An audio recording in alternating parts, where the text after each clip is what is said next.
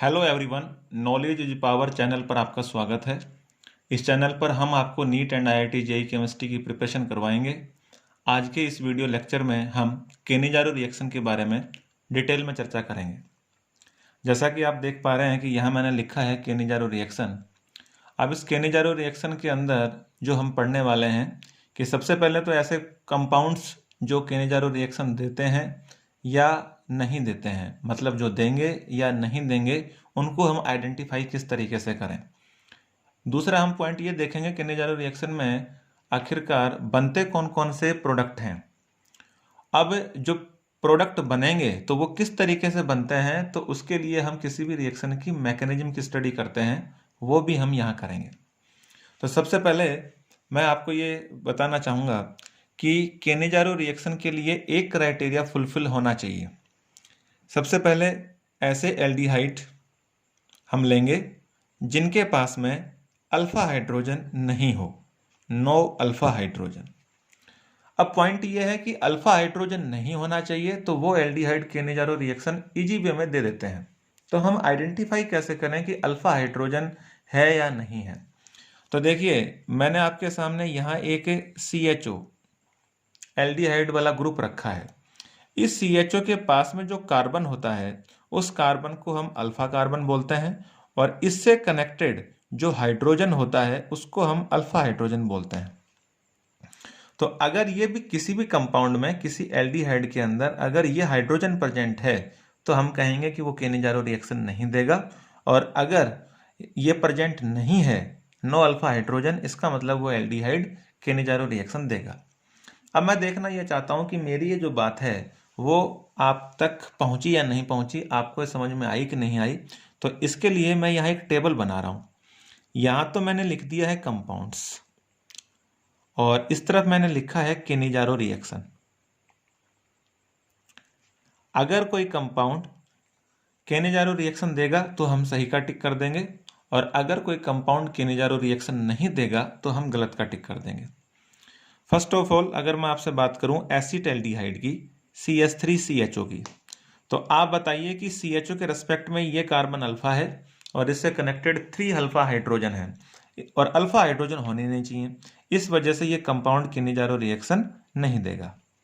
Second compound अगर मैं ये लेता हूँ फॉर्मल्डिहाइड HCHO, तो अब की बार CHO जरूर है लेकिन इसके पास में अल्फा कार्बन नहीं है, इस वजह से ये कंपाउंड केनिजारो रिएक्शन देगा। थर्ड कंपाउंड जैसे बेंजीन है और बेंजीन के साथ में CHO कनेक्ट है। अब आप ये बताइए कि CHO के साथ में जो नेबरिंग जो कार्बन है, पड़ोसी जो कार्बन है, वो यही तो है अल्फा कार्बन।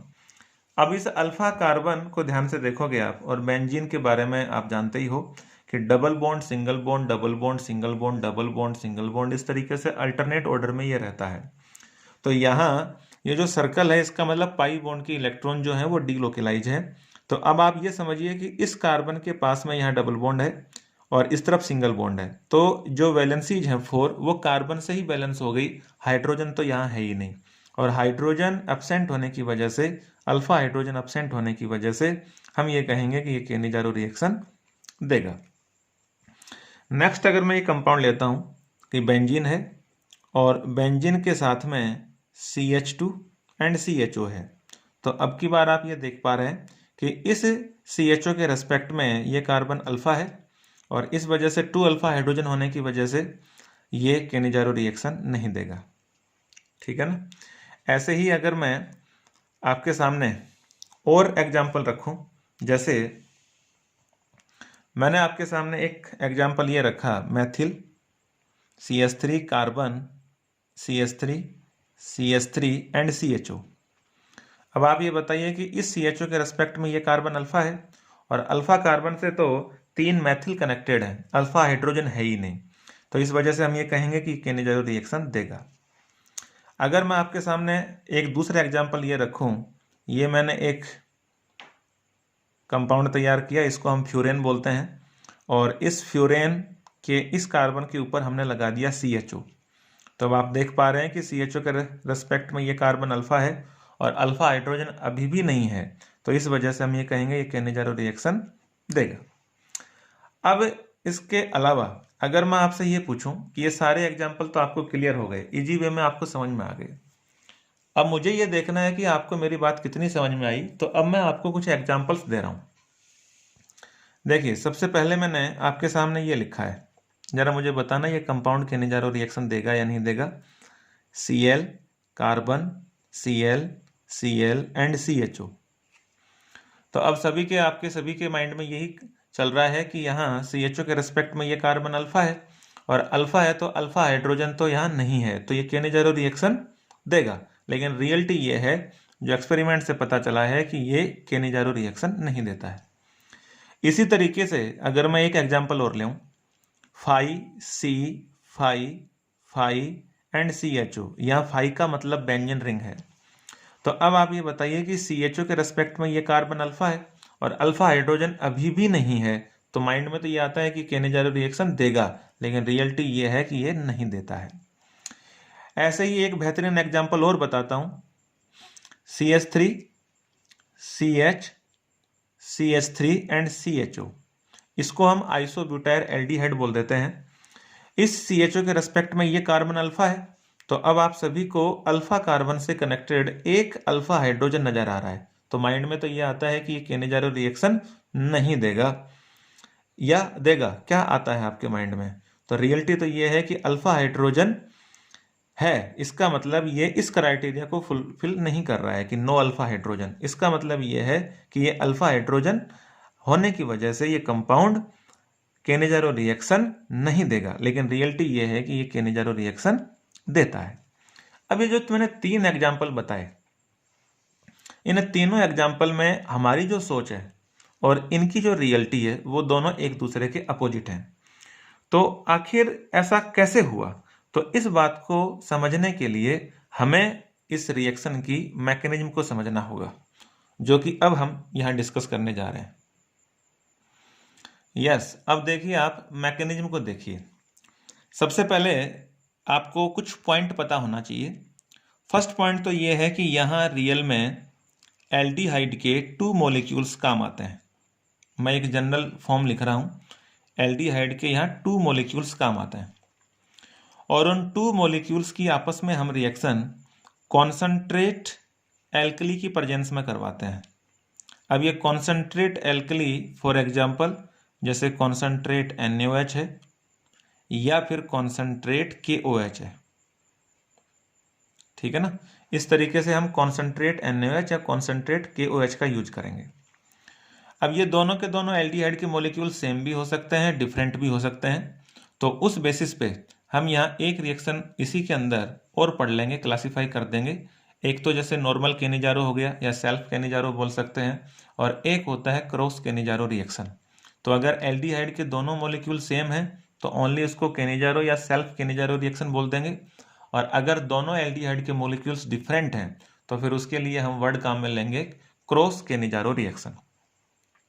अब देखिए, यहाँ 2 एल्डिहाइड के मॉलिक्यूल हैं, कॉन्सनट्रेट NaOH या QH की प्रेजेंस में जब ये दोनों एल्डिहाइड के मॉलिक्यूल रिएक्शन करेंगे, तो यहाँ एक बहुत ही शानदार बात है कि यहाँ डिसप्रपोर्शनेशन रिएक्शन होती है। अब देखिए, डिसप्रपोर्शनेशन रिएक्शन का मतलब क्या है? इसका इजी वे में हम मतलब रिडॉक्स रिएक्शन से ले सकते हैं कि ऐसी रिएक्शन जिसमें एक ही मॉलिक्यूल का ऑक्सीडेशन हो और उसी मॉलिक्यूल का रिडक्शन हो। मतलब एक ही मॉलिक्यूल का जब ऑक्सीडेशन और रिडक्शन होता है तो उस रिडॉक्स रिएक्शन को हम डिसप्रपोर्शनेशन रिएक्शन बोल देते हैं। तो अब आपको याद ये रखना है कि 2 में से एक एल्डिहाइड का जब रिडक्शन होगा तो बनता है अल्कोहल, और दूसरे मॉलिक्यूल का जब ऑक्सीडेशन होगा तो यहां हम कहेंगे कि सॉल्ट ऑफ एसिड तैयार होगा, सॉल्ट ऑफ एसिड तैयार होगा। तो ये एक मैंने जनरल आपको फ्रेम बताई है। जैसे मैं आपके सामने ये पॉइंट रखता हूं कि मेरे पास फॉर्मेल्डिहाइड है, ठीक है ना, HC डबल बॉन्ड O और H। अब इस फॉर्मेल्डिहाइड के बारे में अगर मैं पूछूं कि ये केनिजारो रिएक्शन देगा या नहीं देगा, तो हम पढ़ चुके हैं और आप सभी का माइंड ये कह रहा है कि ये केनिजारो रिएक्शन देगा। मतलब हमारी मैकेनिज्म को समझने के लिए ये एग्जाम्पल बिल्कुल ओके है। देखिए, इस रिएक्शन के अंदर हम कॉन्सनट्रेट एल्कली का यूज कर रहे हैं। तो सबसे पहले होता क्या है कि जो OH माइनस है, और ये फॉर्मेल्डिहाइड है, ये दोनों आपस में रिएक्शन करते हैं। आप सभी लोग बताइए कार्बन में और ऑक्सीजन में किसकी इलेक्ट्रोनेगेटिविटी ज़्यादा होती है? तो हमें पता है कि ऑक्सीजन की। तो पाई बॉन्ड के जो इलेक्ट्रॉन हैं वो इस ऑक्सीजन की तरफ शिफ्ट हो जाएंगे। ऐसा होने से ऑक्सीजन के ऊपर तो नेगेटिव चार्ज आएगा और कार्बन के ऊपर पॉजिटिव आएगा।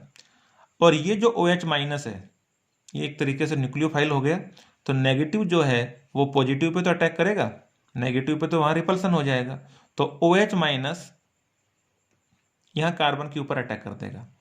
तो जैसे ये कार्बन के ऊपर अटैक करेगा तो अब ये बन गया HCO माइनस H एंड यहाँ है OH। जैसे ही ये आयन तैयार हुआ तुरंत जो दूसरा मॉलिक्यूल है वो यहाँ रिएक्शन करने के लिए आ जाता है, HC double bond O and H। अब इस मॉलिक्यूल के अंदर भी ये जो बॉन्ड है ये पोलर है। ऑक्सीजन की तरफ ये बॉन्ड जब शिफ्ट होगा तो O के ऊपर तो आएगा माइनस और कार्बन के ऊपर क्या आ जाएगा प्लस। तो जब ये दूसरा मॉलिक्यूल इस आयन के कांटेक्ट में आता है तो ये आयन अपने इस नेगेटिव चार्ज से वापस से यहाँ डबल बॉन्ड बनाता है। अब जैसे यहाँ डबल बॉन्ड बना तो या तो ये H हटेगा या फिर ये H हटेगा या फिर ये OH यहाँ से रिमूव हो जाएगा। अगर मैंने OH यहाँ से रिमूव कर दिया तो हम तो वापस इनिशियल स्टेज के ऊपर आ गए, तो इसका मतलब इस रिएक्शन को आगे हम प्रोसीड नहीं करवा पाएंगे। तो फिर हमारे पास केवल एक ही रास्ता है कि इन दोनों में से किसी एक H को यहाँ से हटाना पड़ेगा। तो जैसे ही यहाँ डबल बॉन्ड बना तो तुरंत ये सिग्मा बॉन्ड के इलेक्ट्रॉन जो है वो H के ऊपर शिफ्ट होते हैं, तो H के ऊपर यह नेगेटिव चार्ज आ जाता है। और आपको ये पता होना चाहिए कि जब H के ऊपर नेगेटिव चार्ज आता है तो उसको हम हाइड्राइड आयन बोलते हैं, और अगर H के ऊपर पॉजिटिव चार्ज होता है तो उसको हम सिंपली प्रोटॉन बोल देते हैं। तो यहाँ H के ऊपर नेगेटिव आया, मतलब यहाँ हम हाइड्राइड आयन की बात करेंगे। अब जैसे ही H के ऊपर नेगेटिव आया तो नेगेटिव वाला ये जो हाइड्राइड आयन है तुरंत इस कार्बन पॉजिटिव के ऊपर अटैक कर देता है। तो अब देखिए जरा यहाँ क्या बन गया, इस पीछे वाली फ्रेम से तो बन गया है HC double bond O and OH। साथ ही साथ ये H माइनस जब इस कार्बन प्लस के पास गया तो यहाँ बन गया CH3 और साथ में O माइनस, ये तो बना। अब इन दोनों, इस फॉर्मिक एसिड और इस मेथोक्साइड आयन, इन दोनों के बीच में आपस में रिएक्शन होती है। अब ये एसिड है तो ये तुरंत अपना यहाँ से ये बॉन्ड ब्रेक करवाएगा और O माइनस और H प्लस, मतलब ये H प्लस डोनेट करेगा और ये जो H प्लस है वो इस माइनस के साथ कनेक्ट हो जाएगा। तो ऐसा होते ही HCO माइनस एंड CH3OH तैयार हो गया है। अब यहाँ बताइए, जैसे सपोज करो मैंने ये जो OH माइनस है ये NaOH से लिया है, तो फिर यहाँ इस माइनस के साथ में कौन आ जाएगा, Na प्लस आएगा। और अगर मैं यहाँ KOH का यूज करता हूँ तो फिर यहाँ कौन आ जाएगा, K प्लस। तो अब आप ये देख पा रहे हैं कि यहाँ सोडियम सोल्ट ऑफ एसिड तैयार हो गया है और यहाँ रिडक्शन से अल्कोहल तैयार हुआ। तो ये तो हुआ बाय ऑक्सीडेशन और ये तैयार हुआ है बाय रिडक्शन, ये मैंने यहाँ लिख दिया है। तो एक ही चीज थी, मतलब फॉर्मेल्डिहाइड के वैसे तो दो मॉलिक्यूल थे लेकिन दोनों मॉलिक्यूल सेम थे, तो एक ही मॉलिक्यूल का ऑक्सीडेशन हुआ और उसी टाइप का, सेम टाइप का जो मॉलिक्यूल है दूसरे का रिडक्शन हो गया। तो इस वजह से ये जो रिएक्शन है ये डिस्प्रपोर्शनेशन रिएक्शन है। अब मैं आपको ये बता दूं कि केमिकल काइनेटिक्स के अकॉर्डिंग जो स्टेप सबसे स्लो होता है वो ही रेट डिटरमाइनिंग स्टेप होता है, जिसको हम इन शॉर्ट RDS बोल देते हैं। तो यहाँ ये जो हाइड्राइड शिफ्ट हो रहा है, इस हाइड्राइड शिफ्ट वाले स्टेप को ही हम बोलते हैं कि ये स्लो स्टेप है और ये RDS है, मतलब रेट डिटरमाइनिंग स्टेप है। अब एग्जाम में जो पूछा जाता है वो हमारे से ये कि केनिजारो रिएक्शन का ऑर्डर क्या होता है। तो आपको एक पॉइंट याद रखना है कि अगर मैं इस रिएक्शन की रेट लिखता हूं तो केमिकल काइनेटिक्स के अकॉर्डिंग जो रेट है वो प्रोपोर्शनल है कॉन्सेंट्रेशन ऑफ एल्डिहाइड। अब आपको ये आइडिया लग गया कि यहाँ जो एल्डिहाइड है उसके 2 मॉलिक्यूल्स काम आ रहे हैं, तो इसलिए मैंने यहाँ लिख दिया स्लो स्टेप में 2 मॉलिक्यूल हो गए, तो मैंने लिख दिया ऊपर में 2। तो एल्डिहाइड की कॉन्सेंट्रेशन है और उसका पावर स्क्वायर है, और ये पूरी रिएक्शन जो है वो OH माइनस के ऊपर डिपेंड कर रही है, तो साथ में मैंने लिखा कॉन्सेंट्रेशन ऑफ OH माइनस। तो rate proportional concentration of aldehyde square and concentration of OH minus. अब केमिकल काइनेटिक्स चैप्टर के अकॉर्डिंग अगर हम इनकी पावर को ऐड करते हैं तो पावर हो गई 2 और इस तरफ OH माइनस की हो गई 1, तो टोटल आ गया 3। तो ये एक थर्ड ऑर्डर रिएक्शन हो गई। तो केनेजारो रिएक्शन जो है वो एक थर्ड ऑर्डर रिएक्शन है। लेकिन इसी टाइम आपको एक पॉइंट और याद रखना है कि यहाँ जैसे यहाँ जो हमने बेस लिया है NaOH है या KOH है, अगर उस एल्कली की कॉन्सेंट्रेशन बहुत ज़्यादा है इन presence of high concentration of base, अगर बेस की कॉन्सेंट्रेशन बहुत ज़्यादा है तो यहाँ जो रेट लो है वो अपने को ये मिलता है, जो एक्सपेरिमेंटली चीज़ है, aldehyde, concentration of aldehyde square and concentration of OH minus square. और अब की बार जब हम इनकी पावर को ऐड करते हैं तो 2 + 2 ये रिजल्ट आता है 4। तो ये जो रिएक्शन है वो फोर्थ ऑर्डर की बन जाती है। और आपको ये पता है कि ऑर्डर एक एक्सपेरिमेंटल क्वांटिटी है, तो एक्सपेरिमेंट से इसका रिजल्ट चाहे वो 0 हो, चाहे नेगेटिव हो, फ्रैक्शनल हो या फुल इंटीजर हो, कुछ भी अपने को मिल सकता है। तो आपको पॉइंट ये याद रखना है कि केनेजारो रिएक्शन जो है वो एक डिस्प्रपोर्शनेशन रिएक्शन है। उसमें हम स्ट्रॉन्ग एल्कली की बात करते हैं, और अगर उसकी केमिकल काइनेटिक्स को देखा जाए तो जो रेट है उसके रेट लॉ के अकॉर्डिंग जो ऑर्डर है एक बार तो आता है थर्ड ऑर्डर, और जब हम बेस की कॉन्सेंट्रेशन को हाई ले लेते हैं तो ये फोर्थ ऑर्डर रिएक्शन बन जाती है।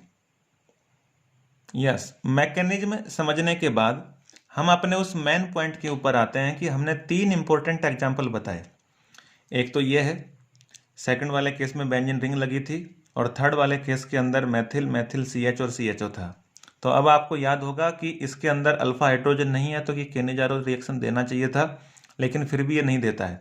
सेम ऐसे यहाँ भी है कि अल्फा हाइड्रोजन यहाँ नहीं है, तो ये केनेजारो रिएक्शन देना चाहिए था, लेकिन फिर भी ये नहीं देता है। थर्ड वाले एग्जाम्पल के अंदर एक अल्फा हाइड्रोजन है, तो अल्फा हाइड्रोजन केनेजारो के लिए रिएक्शन के लिए सुटेबल नहीं है, तो ये केनेजारो रिएक्शन नहीं देना चाहिए था, लेकिन फिर भी ये देता है। तो इसका जो कारण है वो अब मैं आपके सामने यहाँ रख रहा हूँ। देखिए, हमारी जो मैकेनिज्म है उस मैकेनिज्म के अंदर आपको ये पता है कि सबसे पहले जो OH माइनस है वो अटैक करता है। तो सबसे पहले यहाँ जो OH माइनस है वो अटैक करने के लिए आता है। तो जैसे ही ये OH माइनस अटैक करने के लिए इस कार्बन प्लस के पास जाएगा, क्योंकि यहाँ ये बॉन्ड पोलर है, तो अपने को ये फ्रेम मिलती है CCl3 CO minus H and OH। अब आपको जो बेसिक जो मैकेनिज्म है वो आपको पता है कि सेकेंड टाइम एक मॉलिक्यूल और आएगा CCl3 एंड CHO।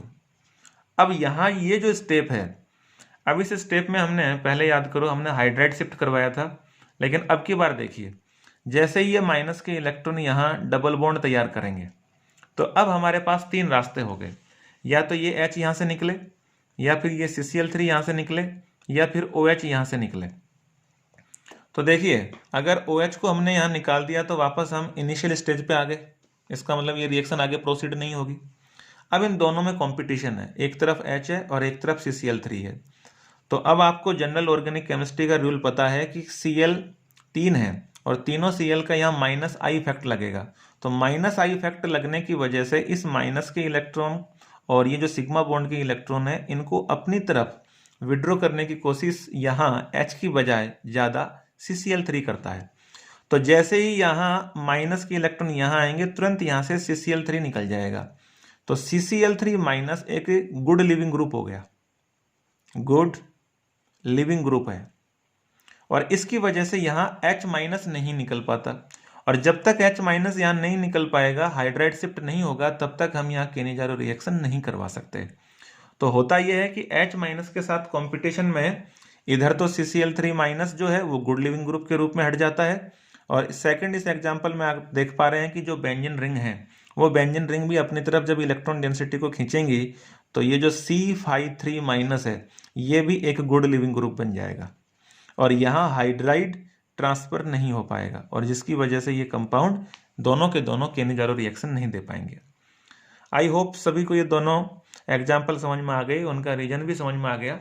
अब जो थर्ड एग्जाम्पल है उस थर्ड एग्जाम्पल को आप ध्यान से देखेंगे कि CH के पास में 2 मैथिल ग्रुप हैं और साथ में CHO है, तो ये कार्बन जो है वो अल्फा है।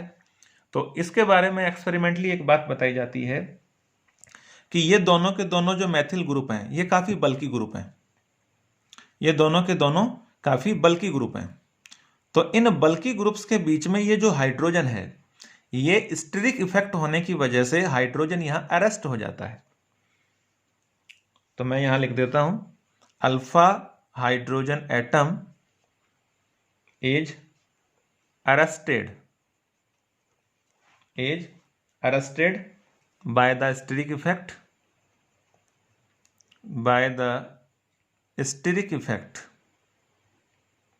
of two bulky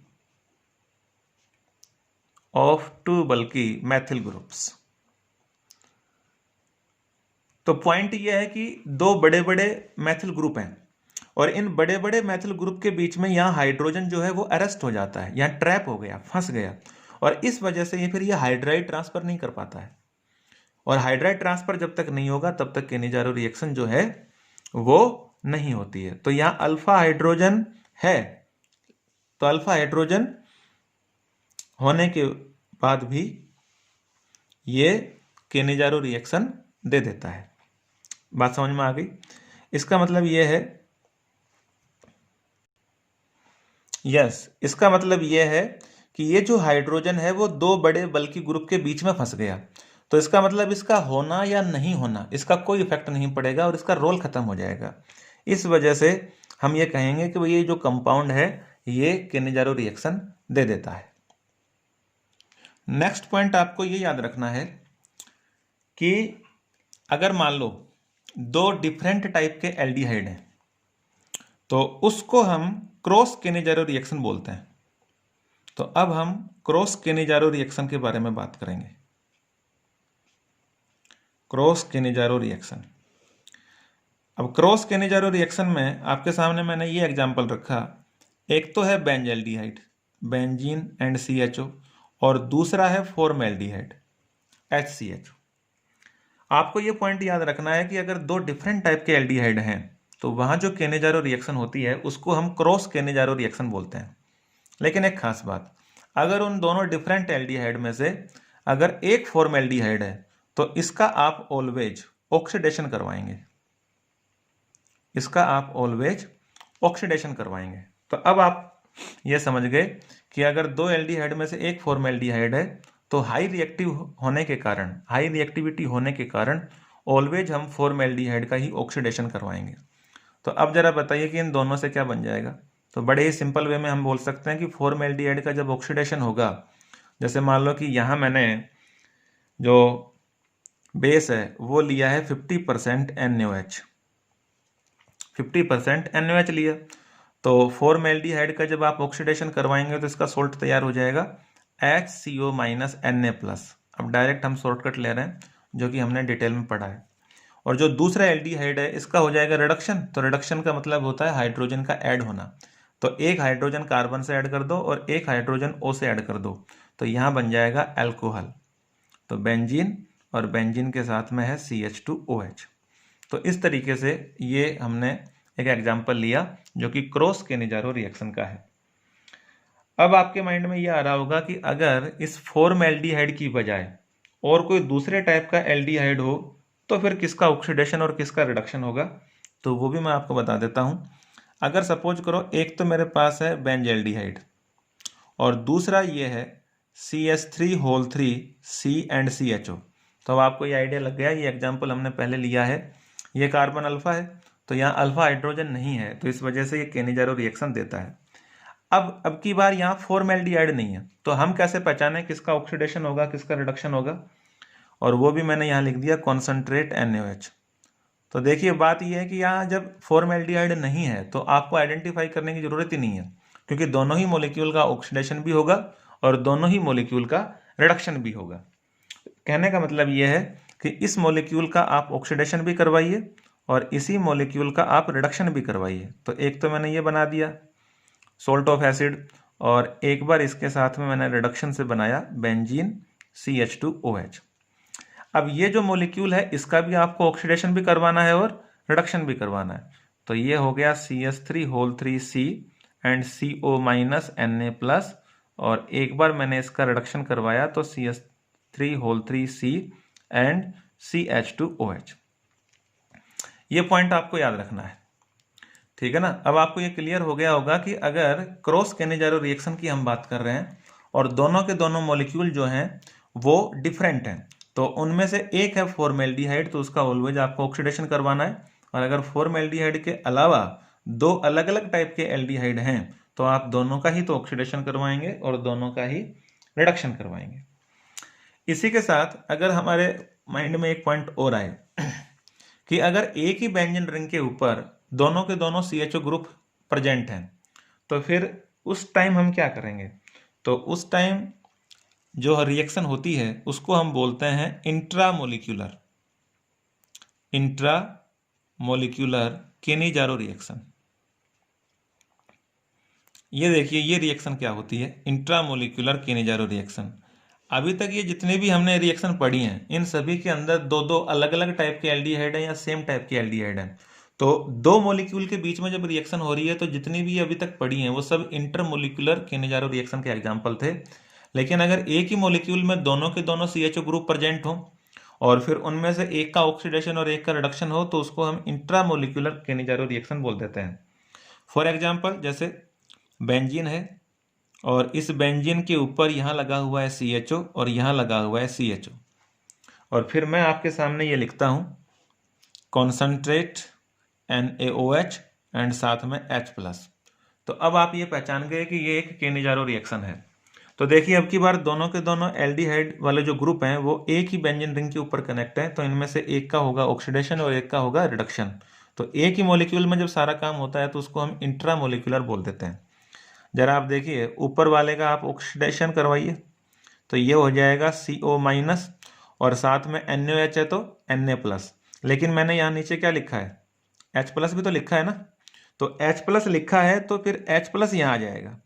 तो पहले तो मैं ये लिख देता हूँ CO- Na+, लेकिन इसकी जगह बाद में यहाँ बन जाएगा COOH। तो इन दोनों में से जब मैं H+ लिख रहा हूँ तो ये करेक्ट होगा, और अगर मैं H+ नहीं लिखूंगा तो फिर ये करेक्ट होगा।